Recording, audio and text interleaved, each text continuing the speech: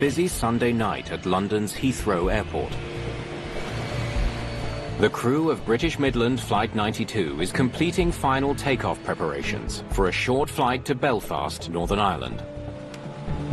Why don't you let them know we're ready to go? Will do. Hey, ladies and gentlemen, welcome aboard. We're just finishing up our final checks, but we'll have you on your way in just a few minutes.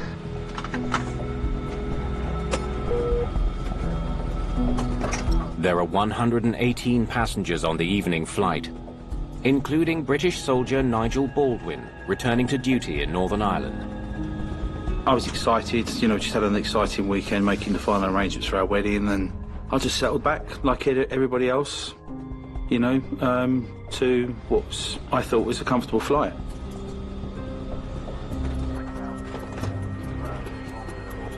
Midland 92, you're clear for takeoff. You want to take it this time? Absolutely. Captain Kevin Hunt flew the plane in from Belfast. First Officer David McClelland takes the controls for the return trip. Thrust set. Here we go. Their brand new 737-400 has clocked only 521 hours in the air. It's the very latest version of the world's most popular passenger plane. E1, rotate.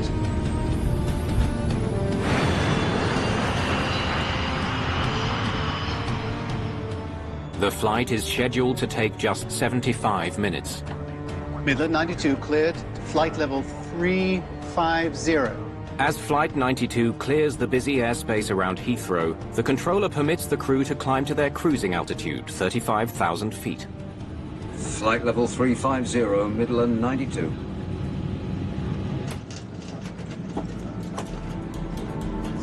Can I have a coffee too, please? 13 minutes into the flight.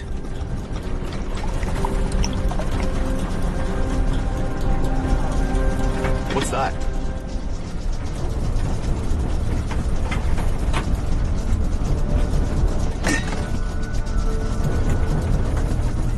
I just knew there was something not quite right. There's sort of grinding noises and smells in the cabin that I wasn't used to. Oh. You smell that? Does that smoke? There's a problem with one of the 737's two engines. Captain Hunt takes control, leaving his first officer to work out what's wrong with the plane. All pilots, the first thing is fly the aeroplane. Make sure the aeroplane is safe. So that's making sure your flying instruments are all in the right place, and if they're not, getting it back into the right place. What is it, the engines?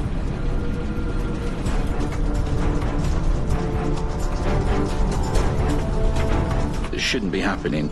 So one, we can hear it. Two, you can physically feel it through. This is like a sort of a humming vibration. It's a fire, Kevin. Which one is it?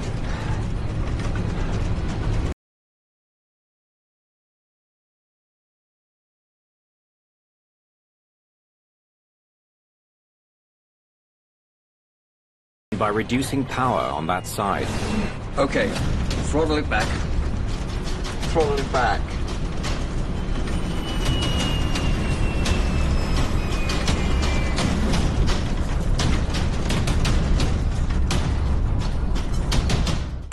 It'll be all right, man. And I'm thinking, you know, they've got all these controls in the cockpit, they know what they're doing.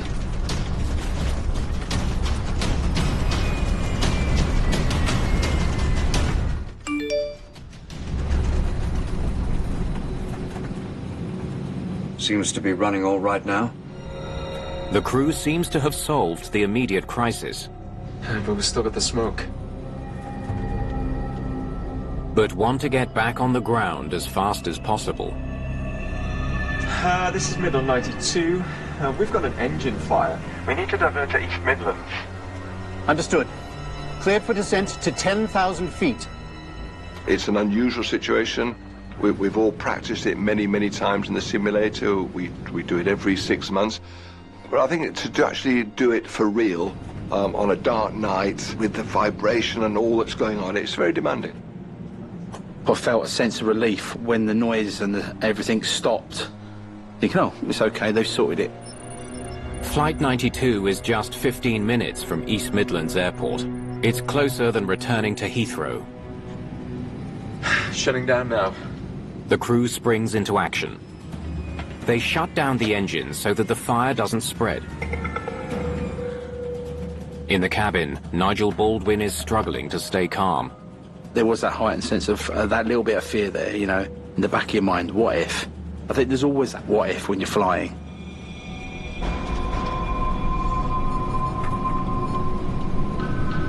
Ladies and gentlemen, We've had a problem with our right engine. We've shut it down and we'll be diverting to East Midlands Airport. The stewards and stewardesses came round, taking the trays off us. Seatbelts, please. So we knew that, you know, they were taking precautions. And I'm thinking, we've got a serious problem here.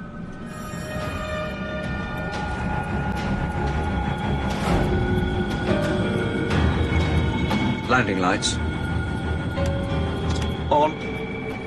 The pilots will have to make the landing with just one engine. Flaps 1, please. To land safely at low speed, Flaps 1. the pilots need to set their flaps to increase lift Power, please. and call for more power from their one remaining engine.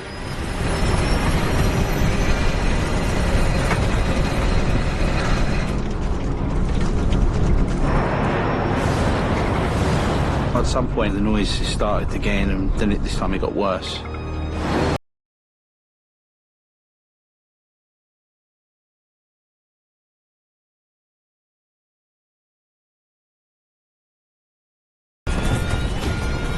Their plane could soon have no engine power at all. 5-Bella number 1. An alarm warns the pilots that fire is consuming the engine. Flight 92 is less than 1,000 feet from the ground. The pilots need to think fast. Try relighting the other one. They try to restart the engine they shut down. It's not. I can't seem to. It won't start. One engine is dead, the other is in flames. I remember the flames coming over the top of the engine, and they were just sort of licking around the sides. I have to stretch the glide. Captain Hunt pulls up the nose of the plane, hoping to stay in the air long enough to reach the airport. But more and more alarms are filling the cockpit. Damn it! The stall warning shakes the captain's controls. A deadly sign that they're about to lose their lift.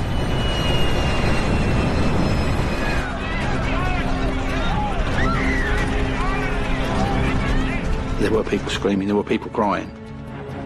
You know, having fear for their lives.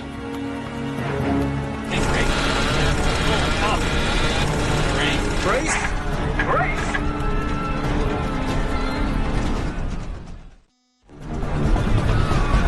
Prepare for crash landing!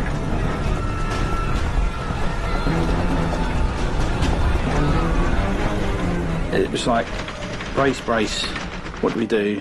Boom.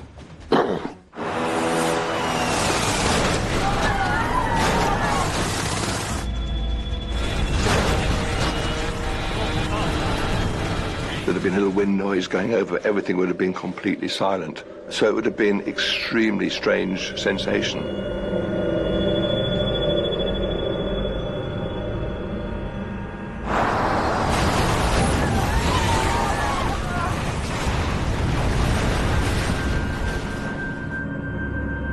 I recollect my arms being just thrown around until the plane came to a rest.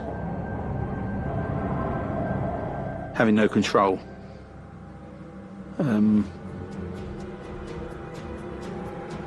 That's quite eerie, actually. British Midland Flight 92 has slammed into an embankment beside the M1 motorway, just half a mile from the airport.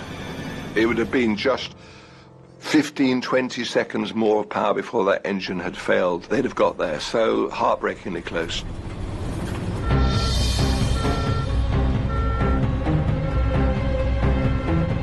Emergency crews reach the scene minutes after the crash. But getting to the survivors proves to be a huge challenge.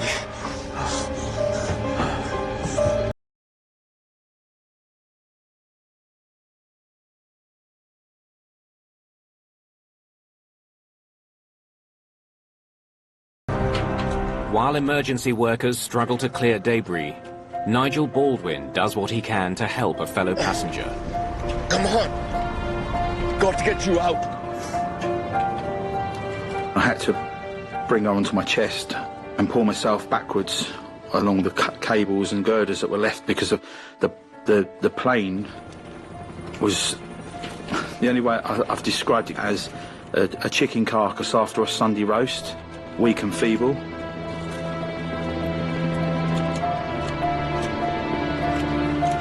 The shattered fuselage has come to rest on a steep embankment where it's in danger of sliding down and killing more people. Experts from the Air Accidents Investigation Branch advise rescuers on the best way to secure it. We took a pragmatic view and roped the tail to trees so that it wasn't going to fall over. A dense tangle of broken seats is making it difficult to reach the survivors.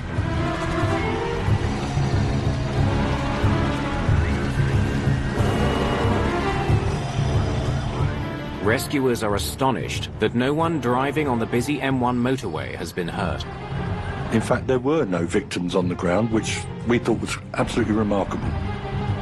87 of the 126 people on board are alive, but many are injured, including Captain Hunt, who has a broken spine. Because of the steepness of the embankment that the aircraft was on, the emergency services were forming effectively a human chain, so as victims were pulled out from the wreckage, those stretchers were handed from one person to the next until they could be put into ambulances. With the rescue complete, Britain's Air Accidents Investigation Branch can finally get to work. Rob Carter is one of the first investigators at the scene. We arrived at the crash scene very late into the evening. All the emergency services were there, ambulance, fire, police. Some press people were just beginning to arrive. Tremendous amount of activity, and it took a minute to really assess just what was going on.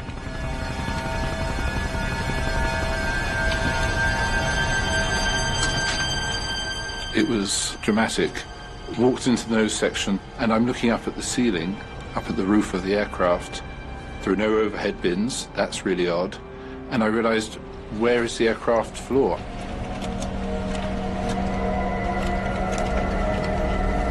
The crash has forced the closure of the M1 motorway, a major traffic artery. Investigators need to work as quickly as they can. Their first priority is getting their hands on the plane's black boxes, or flight recorders. Recovering the flight recorders, of course, is a very major priority at the beginning of an investigation, because they have to be sent away, they have to be dealt.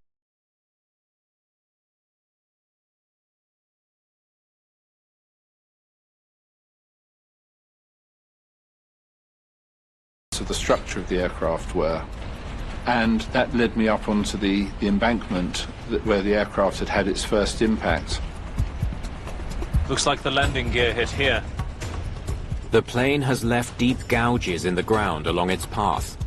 They give Carter his first hints about how the crash unfolded.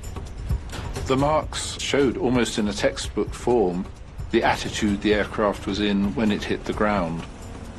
The direction it was going, the position it was in. It was really helpful for developing what happened.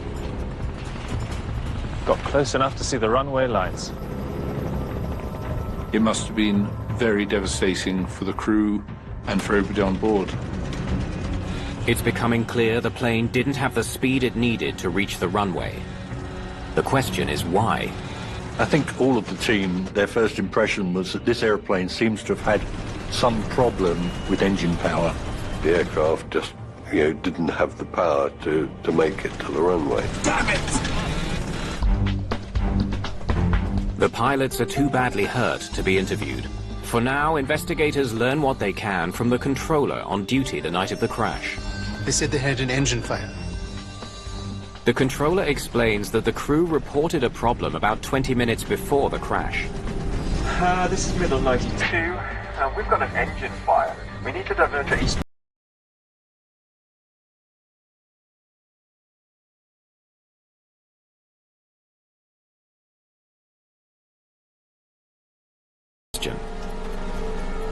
The 737 aircraft has two powerful engines. How could a fire in one of them cause a plane to crash? The fatal crash of a British airliner near a busy motorway has frightened air travellers across the United Kingdom. AAIB engineer Chris Pollard heads up the investigation's engine team. If he had had one good engine, there would have been no issue about landing. So that was the initial mystery to solve. Damage to the engine fan blades soon confirms the investigators' hunch. The plane didn't have one good engine. Neither of them was working at the moment of impact. Both engines showed pretty low speed rotation at the impact. So it was a question of sorting out why they were both there. Dual engine failure is incredibly rare. When it does happen, investigators know there's one thing they need to check immediately. Okay, let's see if we can rule out the obvious. Was there water in the fuel? Because, of course, the fuel is the one thing that is common to both engines. If there was water contaminating the fuel, it should be easy to detect. Right. Water is heavier than jet fuel and will sink to form a visible layer. So, no water at all. Okay, so we can strike out the fuel. On Flight 92, however, fuel was not the problem. There's no sign of fuel contamination, and the tanks weren't empty. Flight level 350, Midland 92. There's another possibility. Birds are a huge hazard for aviation. When they get ingested by jet engines, they can do enormous damage.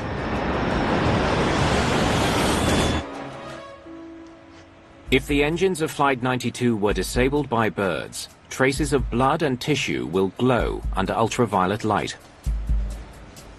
At this point, we had no proof at all. Lights up. There was nothing that really would demonstrate that a bird strike was the cause of this particular group of distorted blades. Flight 92 crashed less than a mile from the town of Kegworth.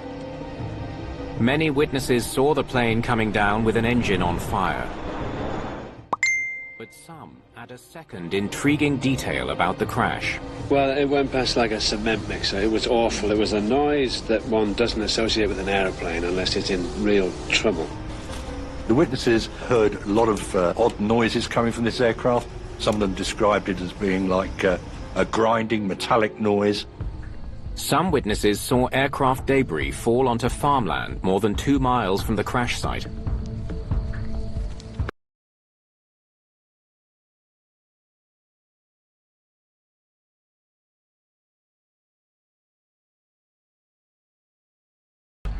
These are likely the first pieces to have fallen from the plane, making them critical clues to the origins of the disaster.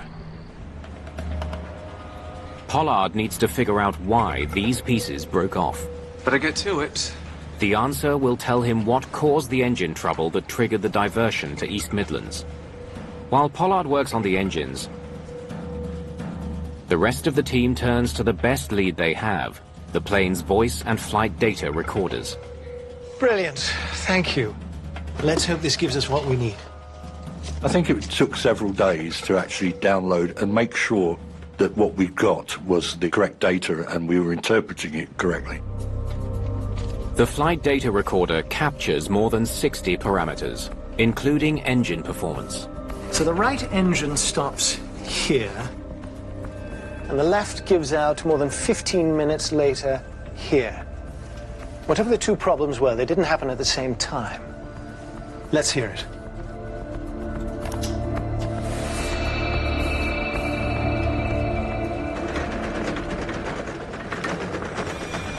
That's an engine vibration. Can't be anything else. Investigators hope the cockpit voice recorder will provide more insight into what went wrong. Let's see what you do about that. The cockpit voice recorder is listening to what's going on in the cockpit. Whoa. Well, that's a bit of a surprise. What is it, the engines? We could hear the banging of this and the shaking, and it's obvious that the crew were pretty rattled by this as well. Which one is it? It's the left. Oh, it's the right one. Did he say the right one? It was a little bit of a mystery that the voice recorder showed them apparently opting for the right engine as being where the problem was. I can't see anything wrong with the right engine at this point. We were suspecting that the right engine had been shut down, but it was the left engine that had the problem. It was vital that we got the crew's version of events. Well, I'll tell you whatever I can.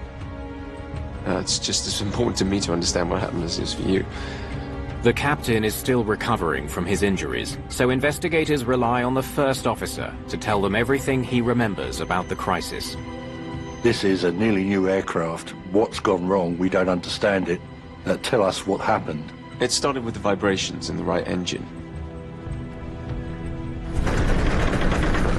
The vibrations were really fierce.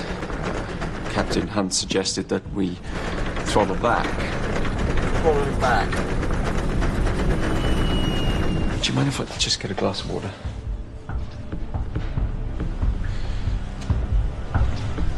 Obviously, I did as Captain Hunt suggested. We throttled back the right engine and the vibration stopped. Seems to be running all right now. The vibration and the noise went away, so it would have indicated to them we've done the right thing. Investigators are forced to consider an unusual theory. This could be two unrelated engine failures. Fire on the left side, and an entirely different one on the right side.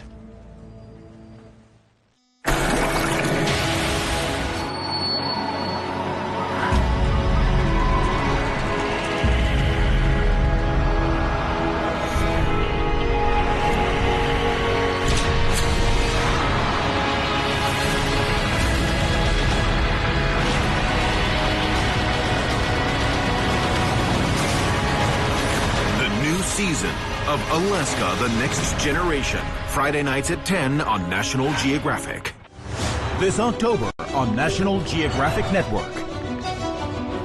We take you across Europe's most iconic locations, where traditions and engineering breakthroughs continue to shape this continent. Get inspired by these courageous young girls and women who dared to aim higher.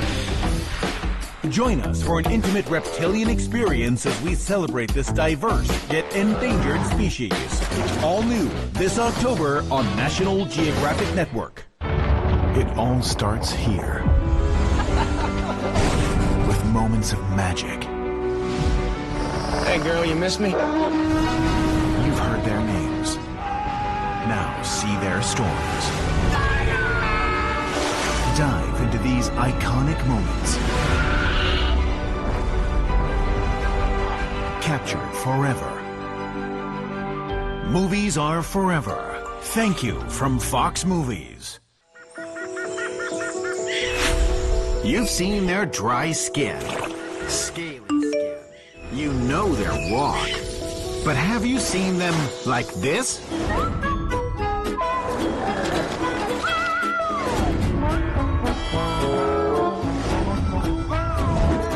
For more of these remarkable creatures, step inside The Planet of the Reptiles, October 2nd at 8:30 p.m. on National Geographic Wild. Can traveling make you happier? We think so. Every weekend, make memories all over the world with Nat Geo Travel.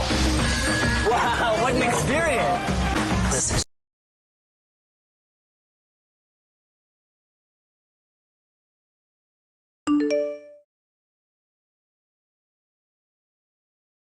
Explosion of flavor. I am so excited. So, are you coming with us?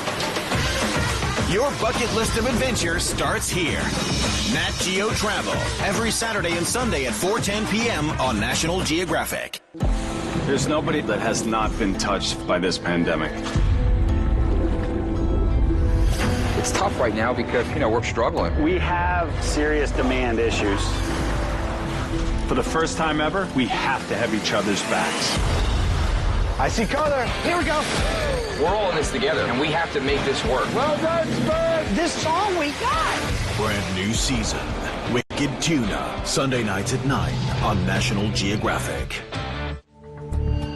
Chris Pollard scrutinizes engine debris recovered from farmland near Kegworth. Every fragment is a potential clue about what happened to British Midland Flight 92. Some bits were extremely small. It is actually a tribute to the quality of the search that we got as much as we did. One fragment stands out. Gotcha. It shows clear signs of metal fatigue.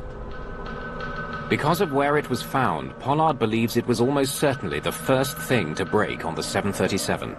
If we assume that the fatigue failure was the first failure, that would have lost about 4 inches off the end of one of the blades. The finding could explain how the engine failure began.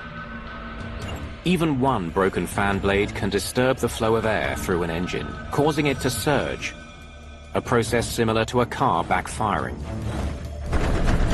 What is it, Ian? The gauge gave the pilots the wrong information about which engine was breaking down.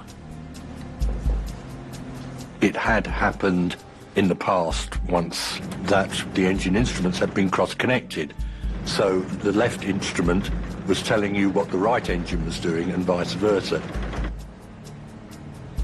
Okay, so it looks idiot-proof to me. There's no way the left and right got switched. The connectors that connect onto the back of the instruments were effectively what's known as clocked, which means that you can't fit left to right, right to left. The tests are conclusive. The engine gauges work perfectly, and it's not possible to connect them to the wrong engine. There's another possibility. The vibration may have been so severe that it became impossible to read the shuddering gauges. This could be something. An American 737 captain had had one of these onset of serious vibration, and he said the whole instrument panel just vanished into a blur. He couldn't see a thing. It was a huge concern because their engines are shut down around the world, I'm sure many times a day. Very, very seldom is it the incorrect engine. So it was a standout moment, really. Captain Hunt is finally well enough to talk to investigators. There is no doubt in my mind the problem was with the right engine. He insists there was a problem in the right engine, and he has proof. The air conditioning system on jetliners is fed by air from the engines. And after more than 13,000 hours flying jetliners, Captain Hunt has learned the complex relationship between his engines and the systems they feed. Shut it down. On the previous plane he flew, the right engine provided nearly all the air in the cockpit. When I smelled the smoke, I knew the problem was with the right engine. As they were smelling it in the cockpit, they thought that this must be an indication that it was the right engine that was having a fairly major mechanical problem. On the 400, the aircon draws from both engines. It's a tragic assumption. Investigators learned that on this newer version of the 737, both engines supply air to the cockpit. We're not consciously aware of how we make the decisions. So if we get slightly the wrong mental picture, or situation awareness as we call it, we will make a decision based on that slightly incorrect awareness, which might give us the wrong outcome. The captain has another good reason to believe it was the right engine. The first officer tells him so. It's the left. Huh? It's the right one. Throttle it back. I listened to it. It'll be different. Flight 92 came tragically close to landing. With its right engine shut down, the plane flew for nearly 17 minutes on just the damaged left engine. Power, please. What triggered the final deadly failure and made the engine explode in flames? Inside the left engine, Pollard has found deep scratches cut into the soft acoustic lining that muffles engine noise. The marks suggest a theory about the failure. Quite clearly, there was relatively little damage done at the first failure. We thought one of the blades, if it flew forwards, it could embed itself in the soft material, which is the acoustic lining of the intake. Pollard suspects that when the first blade snapped, the broken tip became embedded in the acoustic lining. Power, please. When the crew increased power, the extra vibration shook the fragment loose into the engine, setting off a cascade of destruction. We're losing another engine. It knocked a bit off another blade, and now we had two bits going round the engine, and it built up to a sort of calamitous failure of lots and lots of blades. There was another opportunity for the crew to identify their mistake. Passengers who sensed the error. I knew something was wrong when I heard that announcement. Ladies and gentlemen, We've had a problem with our right engine. We've shut it down and we'll be diverting to East Midlands Airport. I partly wanted to say, excuse me, there's a problem with the left-hand side. Can you not see that when you're saying it's the right-hand side? But a little bit we was going, don't interfere. They know what they're doing. The crew tries to restart the engine they mistakenly shut down, but they're too close to the ground. At the time that the engine failed for good, there was insufficient time to get the other engine started, because startup of a fan engine takes an appreciable time.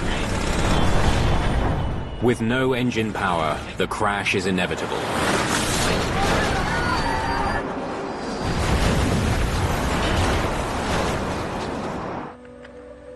In their final report, investigators call for improved vibration gauges that are...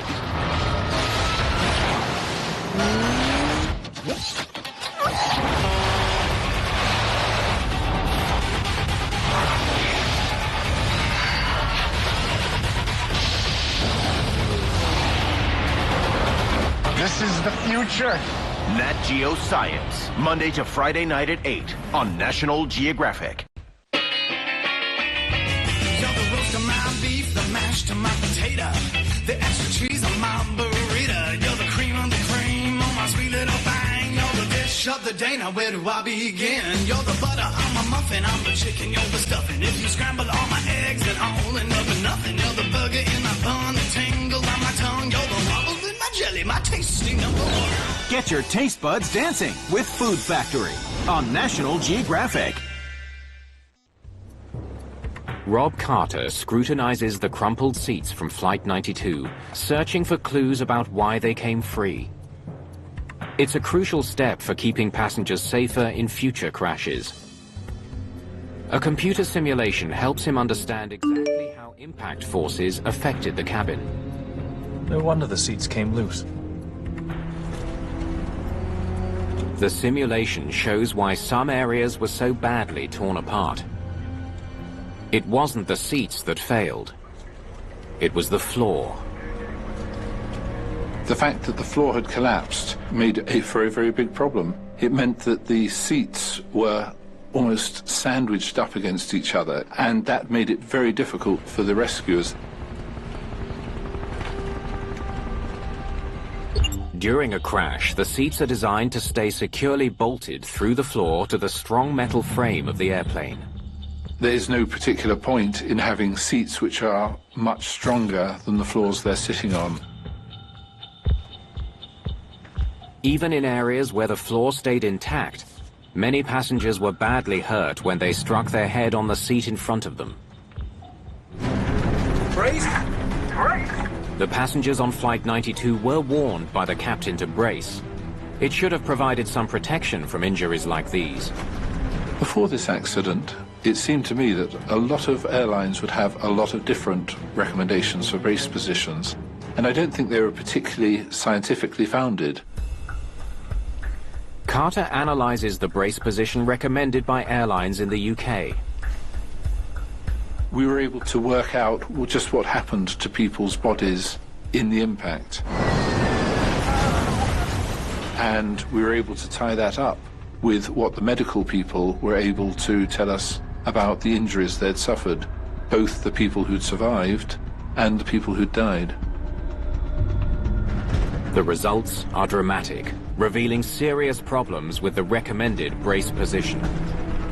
Very often, with head injuries and neck injuries particularly, it would be either from people's heads lolling around, being uncontrolled in an impact because our neck muscles are not strong enough to stop that, and also from cannoning into the seat back in front. The findings contribute to important improvements. Experts now recommend that passengers bend forward as far as possible with their head down and their arms either wrapped around their legs or braced on the seat in front of them. It all happens so quickly, none of us can control it consciously. It's a matter of trying to put ourselves in a position where the effects of the impact are going to be as small as possible. Since the crash of Flight 92, aircraft design has also evolved. Floors are now much stronger. Overhead bins have sturdier mounts and are much less likely to collapse.